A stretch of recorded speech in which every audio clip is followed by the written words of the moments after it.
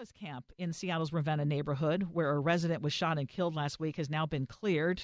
As you know, this is the one across the street from my mom's condo. Mm-hmm. And all the tents had been cleared out, and there were signs up yesterday that said this park is temporarily closed.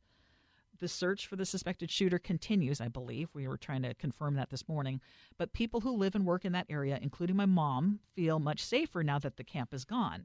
Mm-hmm. Hopefully, the several dozen people who had set up tents there now have a safer place to live, too. The city was able to clean this camp out with a sense of urgency. So my question is, why did it take a murder to finally do it? I don't know. Because the city of Seattle hustles backwards.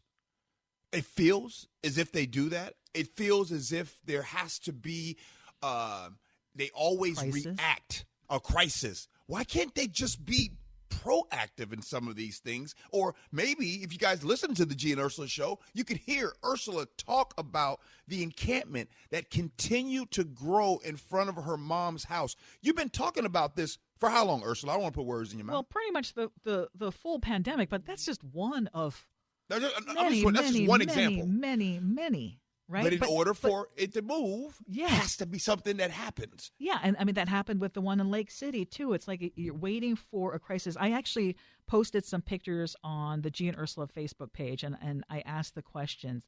And so many of our listeners had great comments, including David, who said the city would rather run a costly ambulance service at the bottom of the cliff than to put up a less costly fence at the top. That's speaking figuratively. Obviously, we're not talking about fencing, but why wait until there is this crisis, there is a homicide, before doing something, and then all of a sudden, magically, it was cleared? I hope that stops. I mean, by the way, over the weekend, I'll tell you what was a problem is me seeing a parent on from the schools at Broadview over there with the homeless encampment that's going on over there, and was a parent of that school that was on Fox News this past weekend.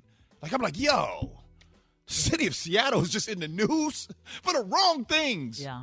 City of Seattle's become a favorite target of Fox News because of so many things. I mean, in all fairness, yeah. They're kind of not wrong about this homeless encampment in front of the school. Absolutely.